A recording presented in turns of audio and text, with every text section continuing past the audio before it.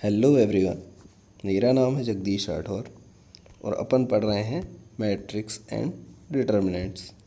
Okay, तो मैंने आपको पिछले लेक्चर में बताया था कि इक्वेशंस होमोजीनियस नॉन होमोजीनियस कैसे होती हैं और उनके सॉल्यूशंस कैसे निकालते हैं। तो मैं आपको एक इम्पॉर्टेंट बात बताऊं पिछले लेक्चर की, जो नॉन होमोजीनियस इक्वेशंस का मैंने आपको बताया था कि सॉल्यूशंस कैसे निकालना है, और होमोजीनियस का भी बताया था। वो एक मतलब आपको जैसे रैंक निकालने के लिए मैंने बोला था, तो रैंक आप है ना रो एक्लियन फॉर्म में कन्वर्ट करके निकालेंगे तो आपको आसानी रहेगी। बाकी मेथड से आप रैंक निकालेंगे तो आपको टाइम भी लग सकता है एंड कंफ्यूजिंग भी हो जाएगा वो। तो मैंने आपको जैसे बताया था कि रो एक्लियन फॉर्म में जैसे मान लीजिए ABCDEFGHI JKL, ये मान लीजिए कोई अपनी ए आर्ग्यूमेंटेड बी मैट्रिक्स है अपनी। ओके, तो इसको आप रो एक्लियन फॉर्म में कन्वर्ट करिएगा। ये जो मैट्रिक्स मैंने आपको बताया था ना, ये एक टेस्ट ऑफ कंसिस्टेंसी जब आप चेक करेंगे या रैंक निकालेंगे तो कैसे निकालेंगे, इसको अपन रो एक्लियन फॉर्म में चेंज करेंगे। कैसे? ये जो डायगोनल एलिमेंट्स हैं इसके नीचे के ये सारे एलिमेंट्स को अपन को ज़ीरो करना होगा। तो आप क्या करिएगा, ये जो अपने आर्ग्यूमेंटेड मैट्रिक्स होगी इसको रो एक्लियन फॉर्म में चेंज करिएगा। ओके, देन उसके बाद इसमें जितने नंबर ऑफ़ नॉन ज़ीरो रोज़ या कॉलम्स होंगी, नंबर ऑफ़ नॉन ज़ीरो रोज़ होंगी जितनी, उसमें वो उसका रैंक होगा। ओके, तो इस तरीके से आप निकालिएगा रैंक। ओके, तो आपको इजी पड़ेगा। ये मैंने आपको बता दिया। और रैंक आप जब निकालेंगे तो आपको पता चल जाएगा नंबर ऑफ़ वेरिएबल से इक्वल है क्या नंबर ऑफ़ वेरिएबल से कम है। ओके, तो अब अपन नेक्स्ट देखते हैं eigen values and eigen vectors. Okay, तो यहाँ पर अपन सपोज करते हैं कि ये अपना एक कोई ट्रांसफॉर्मेशन मैट्रिक्स है ए। ओके, एंड यहाँ पर से अपन इनपुट दे रहे हैं, यहाँ से अपन को आउटपुट मिल रहा है। ओके, तो ये ट्रांसफॉर्मेशन मैट्रिक्स है जो वो एक ऑपरेशन कोई ऑपरेशन परफॉर्म करती है जो इनपुट अपन देते हैं उस पर, और फिर अपन को एक आउटपुट देती है। ओके, तो आइगन वैल्यू इसको बहुत ध्यान से समझिएगा। आइगन वैल्यूज़ और आइगन वेक्टर्स ये बहुत इम्पोर्टेंट है, एग्ज़ाम में काफ़ी आता है। और इसको समझने में भी मीन्स कि बहुत मैक्सिमम लोगों को समझ में नहीं आता है कि कहाँ से आया, कैसा हुआ, कैसे आया, ये सब तो बहुत ध्यान से समझिएगा। ये अपना कोई ट्रांसफॉर्मेशन मैट्रिक्स मैंने आपको बताया, ये अपना ऑपरेशन परफॉर्म करता है जो अपन इनपुट देते हैं और अपन को आउटपुट देता है। ओके, तो मान लीजिए अपन कोई इनपुट देते हैं x, तो अपन को आउटपुट मिलता है y equals to AX। Okay, ये इस पर ऑपरेशन परफॉर्म करता है अपने इनपुट पर, अपन को क्या आउटपुट देता है a इंटू एक्स। ओके, ये अपन को आउटपुट दे देता है। y अपना आउटपुट ले रहा है अपन के, y अपना आउटपुट है सपोज, तो आउटपुट क्या देता है अपन को a इंटू एक्स। ओके, तो ऐसे ही जब अपन इनपुट x1 देंगे तो अपन को आउटपुट AX1 मिलेगा। ओके, और इनपुट जब x2 देंगे तो अपन को आउटपुट जो है AX2 मिलेगा। ओके, तो इसी तरीके से अपन जो इनपुट देंगे वैसा अपन को आउटपुट मिलता जाएगा। ये ट्रांसफॉर्मेशन मैट्रिक्स जो है अपना, उस पर अपना ऑपरेशन परफॉर्म करेगा और देन अपन को आउटपुट प्रोवाइड करेगा।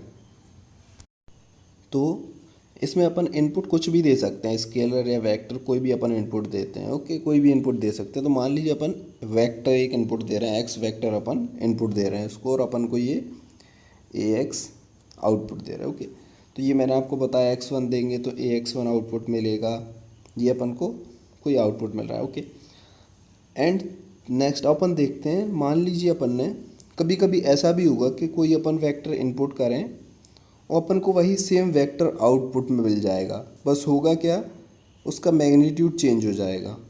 मतलब क्या होगा कि ये जो अपना सिर्फ जो लैम्डा है यहाँ पर, वो लैम्डा अपना क्या है, कांस्टेंट है अपना यहाँ पर लैम्डा। ओके, स्केलर है, कोई कांस्टेंट है। तो क्या होगा कि किसी किसी वेक्टर को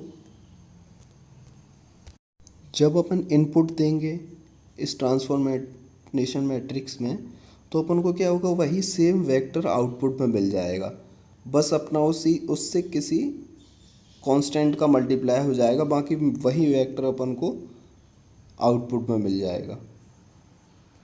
तो ऐसे जो वेक्टर्स होंगे जिनमें अपन इनपुट दे रहे हैं, जिनको अपन को आउटपुट भी वही मिल रहा है, सिर्फ हो क्या रहा है कि कांस्टेंट से अपना उसमें मल्टीप्लाई होगा ज़्यादा से ज़्यादा, बाकी वेक्टर वही रहेगा। फॉर एग्जांपल देखिए मैं बताता हूँ कि अपन ने कोई इनपुट दिया, इस वेक्टर को इनपुट दिया, चलिए मैं आगे बताता हूँ आपको। जैसे मान लीजिए अपन ने ये इनपुट दिया, तो अपन को ऑपरेशन परफॉर्म होने के बाद, जैसे ये मैट्रिक्स अपन ट्रांसफॉर्मेशन मैट्रिक्स, ये अपन ने इनपुट दिया, तो अपन को आउटपुट क्या मिलेगा, ये मिल रहा है। ओके, ये इनपुट दिए तो ये आउटपुट मिल रहा है, ये इनपुट दिए तो ये आउटपुट मिल रहा है। मीन्स जो अपना चेंज होते जा रहे हैं, जो भी वेक्टर्स अपन इनपुट में देते हैं ऑपरेशन के बाद वो चेंज होते जा रहे हैं। लेकिन कोई एक वेक्टर अपना ऐसा भी होगा जिसको अपन जब इनपुट देंगे तो उसका जो नेचर है वो चेंज नहीं हो रहा है, प्रॉपर्टीज उसकी चेंज नहीं हो रही हैं, वो सेम रहेगा। हो रहा है तो सिर्फ क्या हो रहा है, उसका जो मैग्नीट्यूड है वो चेंज हो जा रहा है, या तो मैग्नीट्यूड बढ़ जा रहा है या फिर मैग्नीट्यूड कम हो जा रहा है। ऐसे जो वेक्टर्स हैं जिन पे कोई फ़र्क नहीं पड़ता सिर्फ उनकी प्रॉपर्टी से, वो सिर्फ उनका मैग्नीट्यूड चेंज होता है, कम हो जाता है या बढ़ जाता है। ऐसे इनपुट्स जो वेक्टर अपन, ऐसे वेक्टर्स जो अपन इनपुट में देते हैं, ऐसे वेक्टर्स को बोलते हैं अपन आइगन वेक्टर्स। ओके, ऐसा वेक्टर जो अपन इनपुट देंगे जिसका आउटपुट भी अपन को सेम मिलेगा, ऐसे वेक्टर्स को बोलते हैं अपन क्या, आइगन वेक्टर्स। ओके, उसको आइगन वेक्टर बोलते हैं। एंड जो यहाँ पर स्केलर मल्टीप्लाई हो रहा था अपना, इस x3 से जो अपना स्केलर का मल्टीप्लाई होगा, इसको बोलते हैं अपन आइगन वैल्यू। ओके, तो ये होते हैं अपने आइगन वेक्टर और आइगन वैल्यू। तो आपको समझ में आ गया होगा।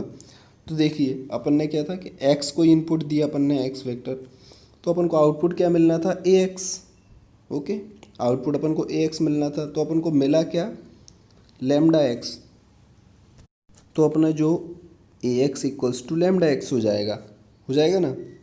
तो यहाँ पर देखते हैं अपन next, for x being a eigen vector. x being eigen vector मतलब जब x वेक्टर होगा तो अपना जो आउटपुट है वो भी सेम होगा, सिर्फ उसमें मैग्नीट्यूड का डिफरेंस आएगा।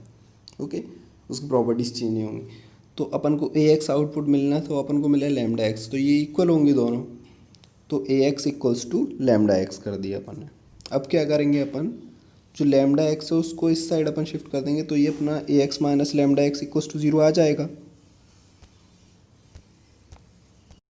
ओके, तो अपन ने क्या किया, इसमें से x को कॉमन ले लिया, तो अपन ने इसको लिख दिया a minus lambda I into X equals to 0। Okay, अब अपन सपोज कर लेते हैं कि ये जो a माइनस लैम्डा आई है अपना कोई मैट्रिक्स B है। ओके, इसको अपन यहाँ से इस फॉर्म में लिख सकते हैं, कोई इशू तो नहीं है, समझ में आ गया होगा। ओके, तो अपन ने इसको सपोज कर लिए कि ये कोई मैट्रिक्स है, B मैट्रिक्स। ओके, तो इसको अपन ने लिख दिया bx इक्वल्स टू 0।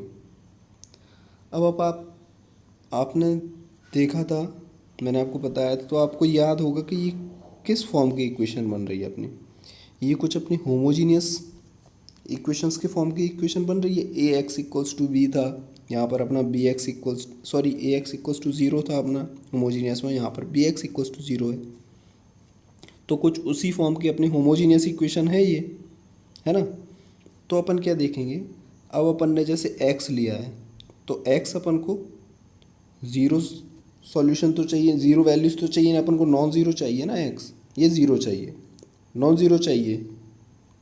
अगर 0 हो जाता तो वो तो वैल्यू ऐसे ही उसमें चेंज ही नहीं होता ना, तो अपनी सारी वैल्यू 0 आ जाती है। अगर 0 इनपुट देते तो सब 0 ही आता अपने, क्योंकि 0 से मल्टीप्लाई सब 0 हो जाए। तो अपन को जो x है वो नॉन ज़ीरो चाहिए, 0 नहीं चाहिए। ओके, तो अपन को जब ये 0 सॉल्यूशन चाहिए, जहाँ से bx इक्वल्स टू 0 दिया जैसे, लेकिन अपन को जो x है वो एक नॉन ज़ीरो सॉल्यूशन चाहिए, 0 सॉल्यूशन नहीं चाहिए। तो जब होमोजीनियस इक्वेशंस में अपन को नॉन ज़ीरो सॉल्यूशन जब चाहिए था, तो क्या कंडीशन रहती थी, अपनी कंडीशन होती थी कि जो अपना A मैट्रिक्स है, मीन्स यहाँ पर जैसे B है, तो इसका जो रैंक है वो less than number of variables होना चाहिए। उस कंडीशन में अपना जो सॉल्यूशन होता था वो नॉन ज़ीरो सॉल्यूशन होता था ना। तो उस कंडीशन को अपन यहाँ पर अप्लाई करेंगे तो determinant of B equals to G. और ये आपको पता है कि अगर रैंक एन से कम है, ये आपको पता है कि अगर रैंक एन से कम है, मैं आपको पहले बता चुका हूँ, तो जो एन क्रॉस एन का डिटर्मिनेंट होगा अपना, तो वो अपना ज़ीरो होगा, तभी अपनी रैंक एन से कम पॉसिबल होगी। अगर नॉन ज़ीरो हो जाएगा तो उसकी रैंक तो एन ही हो जाएगी। तो अपनी यहाँ पर कंडीशन सेटिस्फाई करने के लिए, नॉन ज़ीरो सॉल्यूशन के लिए अपन को कंडीशन चाहिए rank of B is less than N. और ये कंडीशन सेटिस्फाई करने के लिए अपनी जो बी की रैंक लेस देन एन होनी चाहिए, तो मीन्स जो एन ऑर्डर का अपना डिटर्मिनेंट बनेगा बी का वो इक्वल्स टू अपना ज़ीरो होना चाहिए। तो अपन यहाँ पर क्या कंडीशन रखेंगे, determinant of B is equals to zero. V equals to क्या है अपना बी यहाँ पर ए माइनस लेमडा आई। तो अपन क्या रखेंगे यहाँ पर, ए माइनस लेमडा आई का determinant equals to zero. Okay, तो इसको अपन सॉल्व करेंगे तो यहाँ से अपन को मिलेगी इक्वेशन लेमडा के फॉर्म में। तो उस इक्वेशन को अपन बोलते हैं कैरेक्टरिस्टिक इक्वेशन। ओके, ये हमने ज़ीरो इक्वल्स टू क्यों रखा, इसको डिटर्मिनेंट ज़ीरो क्यों किया, वो आपको समझ में आ गया होगा। मैं आपको पहले समझा चुका हूँ पिछले लेक्चर्स में, आप देखिए अगर आपको समझ में नहीं आया तो। ओके, तो ये कैरेक्टरिस्टिक इक्वेशन हो जाएगी अपनी। और तब जब अपन फाइनली उस इक्वेशन को सॉल्व करेंगे तो अपन को लैम्डा की कुछ वैल्यूज़ मिलेंगी, lambda one, lambda to, dash, मतलब अपनी जितनी अपन को वैल्यूज़ मिलें, तो जो अपन को लैम्डा की वैल्यूज़ मिलेंगी सारी वो सारी की सारी वैल्यूज़ अपनी कहलाएंगी आइगन वैल्यूज़। ओके, ये जो वैल्यूज़ मिलती हैं अपन को वो कहलाती हैं आइगन वैल्यूज़। ओके, और इन आइगन वैल्यूज़ को तो अपन आइगन वैल्यूज़ क्या पर यहाँ पर जैसे इसमें जब अपन को आइगन वैल्यू मिल जाएगी लैम्डा की जगह lambda one, lambda two, lambda three, तो देखिए यहाँ पर क्या लिखा, for each value of lambda we will find X that will be the eigen vector. जब अपन लैम्डा की वैल्यू निकालेंगे तो उसको यहाँ पर पुट करेंगे और फिर उसके लिए अपन करस्पॉन्डिंग एक्स की वैल्यू निकालेंगे। तो जो अपन की करस्पॉन्डिंग वैल्यू आएगी एक पर्टिकुलर लैम्डा के लिए, वो उस वैल्यू का होगा, आइगन वैल्यू का आइगन वेक्टर कहलाएगा। ओके, तो यहाँ से अपन लैम्डा निकालेंगे तो ये अपना आइगन वैल्यूज़ होगा, और आइगन वैल्यूज़ के करस्पॉन्डिंग यहाँ पे आइगन वैल्यू लैम्डा रख के अपन एक्स निकालेंगे तो वो उसका आइगन वेक्टर होगा। तो इस तरीके से ये अपने आइगन वैल्यूज़ और आइगन वेक्टर्स होते हैं, और इनको कैसे निकालते हैं वो भी मैंने आपको समझा दिया है।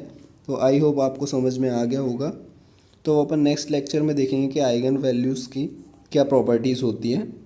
ओके, तो इस लेक्चर में यहीं तक, और आपको समझ में आया हो, अच्छा लगा हो, तो आप मुझे फॉलो कर सकते हैं अनअकैडमी पर। डिस्क्रिप्शन में